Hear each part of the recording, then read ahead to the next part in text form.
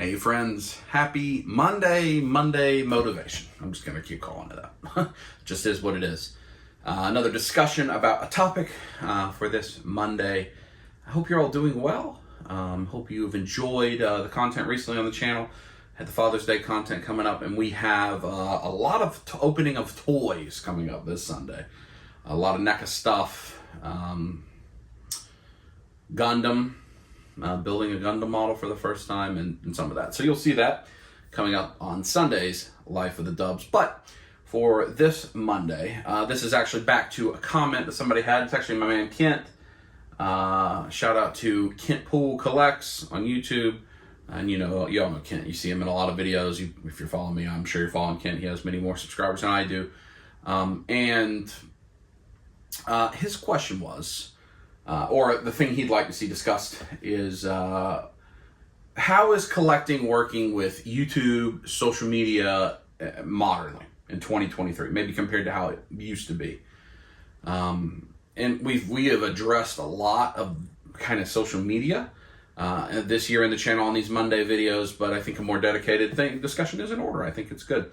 So when you think about the impact that social media and YouTube has on collecting, I don't think it's possible to overstate how important it is. I think it's extremely important. Marketing for these action figures that when we were kids was done through commercials and the shows themselves. But you saw kids playing with them in the commercials, right? And then I don't really remember there being action figure marketing even 5 years ago. Like, they were just in the toy aisles. You found them if you found them. In fact, I the only person I can really remember watching was Pixel Dan's like Comic-Con coverage years ago, where he would talk to Randy from NECA or Brian Flynn from Super 7 or whoever from a given company. And that felt like the only time you'd hear from those people was on Pixel Dan's YouTube channel. You didn't know what was going on. Comic-Con or Toy Fair specifically was a massive reveal of all the things that could be coming, who knows when. It wasn't pre-orders, any of that. Now, with social media, with the toy influencers, who I do not view myself as one of those. Now, you may say, well, W influenced me, and certainly I think, those, my friends that you see, certainly there is influence that's happening, but Hasbro's not reaching out to any of us because we're not at the scale of some of these other much larger YouTube channels that maybe can get 100,000 eyeballs on a channel, for instance. I don't know. But, and maybe they would. Maybe we're the ones that need to reach out. Maybe I need to reach out. I don't know. I think it would be interesting to talk to some of these guys. I've always wanted to talk to Brian Flynn from Super 7. I think being where I am in my career from a business perspective, I can ask questions that I don't hear being asked by the normal people, but also that stuff may be heavily censored. They may not be allowed to ask certain things. I don't know. But now you see marketing all the time, right? We see the Hasbro Pulse live stream for the G.I. Joe team or the Power Rangers team or the Marvel Legends team or the Transformers team. You see Todd McFarlane himself out there promoting his own stuff on social media. You see the same thing. Super 7 puts out their own little things on YouTube, and then they go and they do interviews with everybody. These are all new ways to market you to collect. And really, a lot of that has grown since the pandemic. 2020 came, and suddenly all these toy companies could not go to San Diego Comic-Con or Toy Fair, and they were all shut down. But they had to have ways to announce their product and do things. And by the same token, a person like Pixel Dan, who, as a good chunk at least of his family's revenue comes from his YouTube channel, that is his career, or at least a good chunk of his career, had to find ways to make content because he couldn't go to the shows or go hunting or whatever. And so they were doing these sit-down interviews, and then you've got the rise of Zoom and Microsoft Teams and whatever video chat that you use, Yardbird, whatever. And it's created this environment, this forum, where we get marketed to directly from the marketers and the creators of the toys. We don't have to find them. It is, I mean, when's the last time you were surprised, truly, by an action figure you saw at a store shelf? Truly surprised. You're like, wow, I want this. It is from a thing I collect, and I had no idea it was coming. That doesn't really happen anymore. Sure, here or there, maybe. But broadly, it doesn't happen anymore. You know every Marvel Legend that's coming out. You know every Star Wars Black Series. You know every Dragon Ball figure art. You know every Super 7 figure, every NECA figure before they come out. Sometimes maybe not super far before they come out, but definitely you know them before they come out. So that's what I mean by it can't be overstated, the impact that these have on collecting, because the business of collecting has descended upon that, using influencers' channels and so forth to get the message out.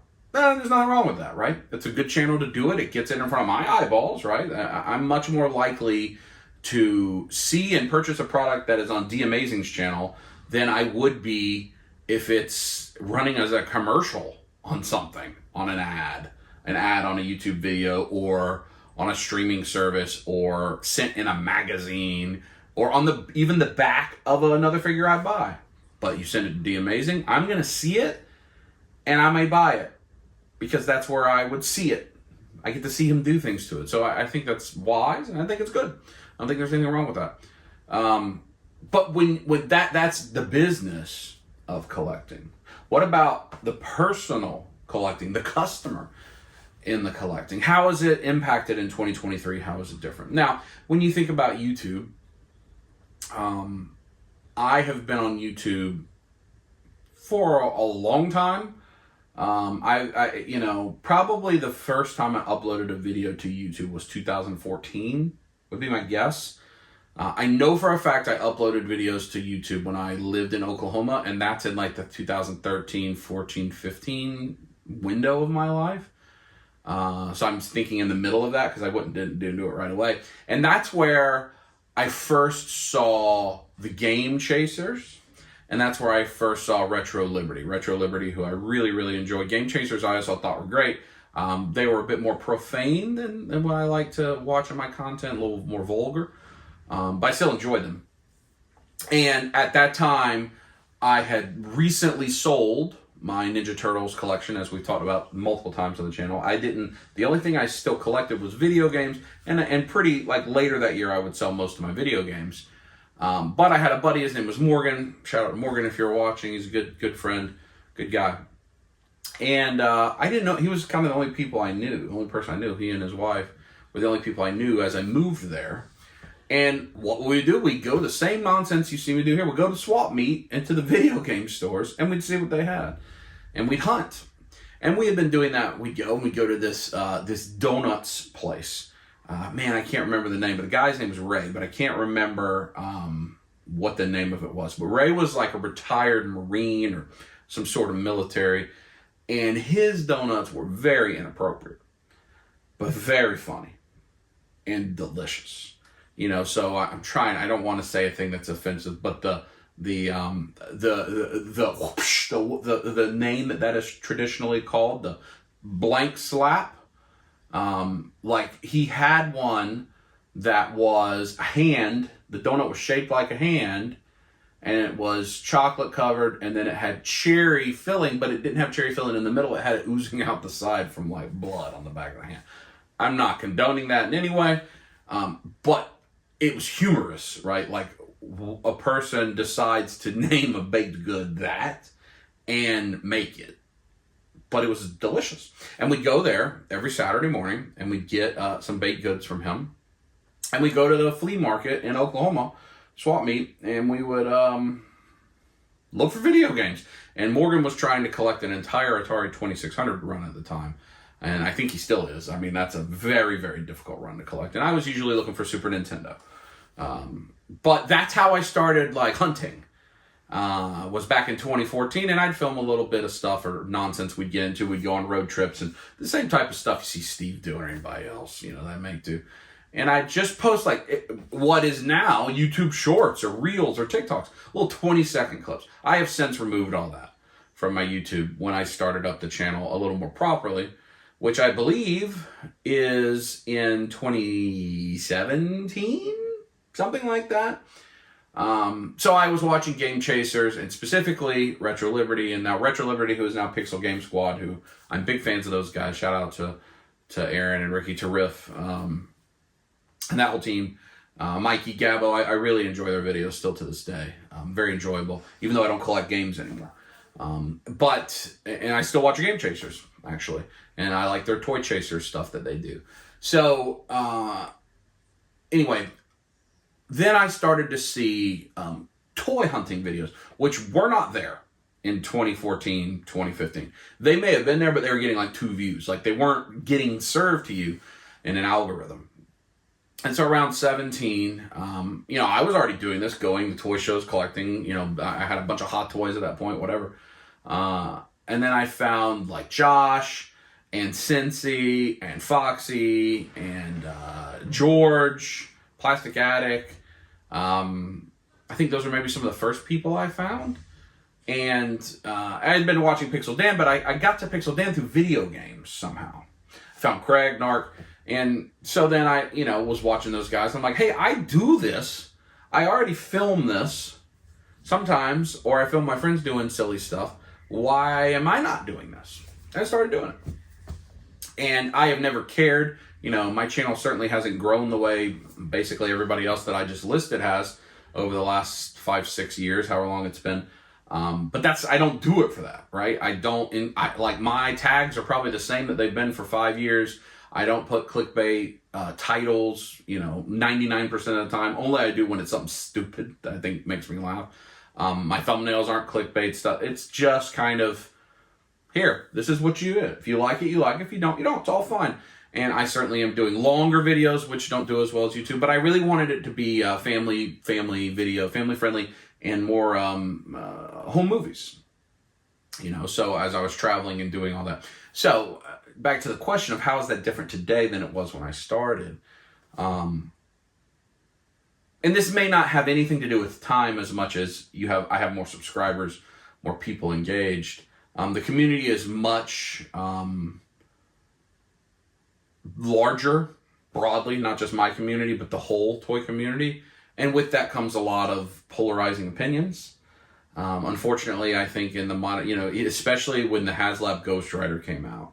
And so for the last year-ish, the community is very split into different factions and groups, and unfortunately the way our country and America is as well, where folks are split and they have different opinions, and if you like one thing, you can't like that other person, and all of that. And so you get a lot more nastiness, unfortunately, in your comments. I am generous and liberal with the block button and the hide. So in case you don't know, because you may have been blocked by anyone's YouTube channel, you may be watching this, you've been blocked by mine, I don't know. A creator can hide you from their channel, and you don't ever know it. There is no function to not let a person ever watch your videos again. That would hurt YouTube, so they don't let you do it. But you can hide they will never be able to comment or chat or anything publicly. They can still post a comment, and when they look at it on theirs, it's there, but no one else will see it. No one, including the creator. So they're just like yelling into a vacuum. And so I'm pretty liberal with that. Like, I just don't need that negativity in my life. But it's more often. Now, I haven't had a negative comment left in quite some time, so I'm probably jinxing it. So I appreciate those of you who do watch and don't leave nasty comments. It is, I think, there is more expected from the audience than there was 5-6 years ago. It used to be, hey, I got a video. Cool. That's cool. Hadn't had a video in how many days? I didn't even think about it that way. Now I know, like, OG Geek Mike gets this, and certainly a number of my friends, oh, I haven't seen a video from you in 10 days. Why can't I get a video? And, and that is hard.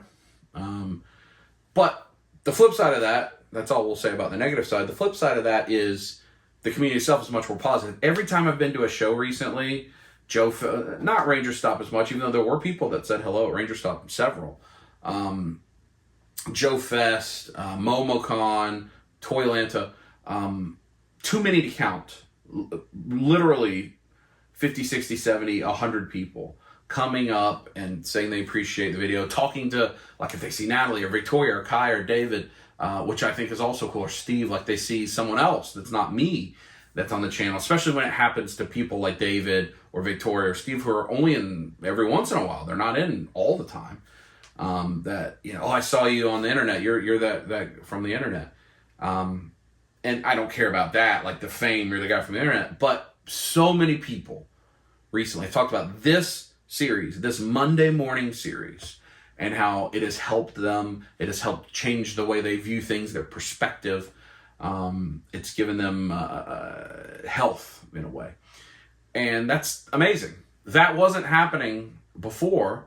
And I don't think, because the community is bigger. My own community and the overall community is bigger. And so there's more people to see and to talk and to do. So that's really cool. I think that in social media side, Facebook groups are where it's at. I don't love Facebook. I really don't love social media either. I am on Twitter, Instagram, and Facebook. Instagram, for whatever reason, seems to be where I will communicate the most. Like I'll send messages to people. That's the messaging platform I'll use for people that don't have my number. That's where I do my promotion. Like, hey, I've got a new video, is usually on Instagram, sometimes on Facebook. But I just like to look at pictures, follow hashtags, see cool stuff. That's what I do on Instagram. Twitter is basically what's happening right now. I very rarely post myself on Twitter. I retweet stuff. I look for funny things.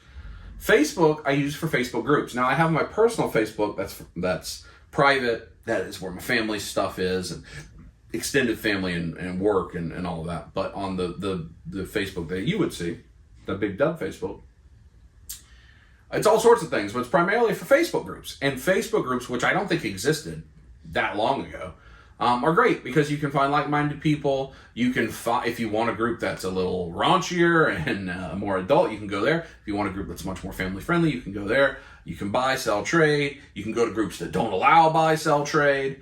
You can go to groups that just allow pictures, just allow memes. You can basically find a Facebook group for anything. And in doing that, you can find people, like there are Facebook groups in Northwest Georgia that collect action figures, or Southeast Tennessee that collect action figures, or whatever. Those groups exist. Now, they may not have but 50 people in them, but they exist, and you can find people that are in the same thing you're into. And so I think that is a big, big benefit.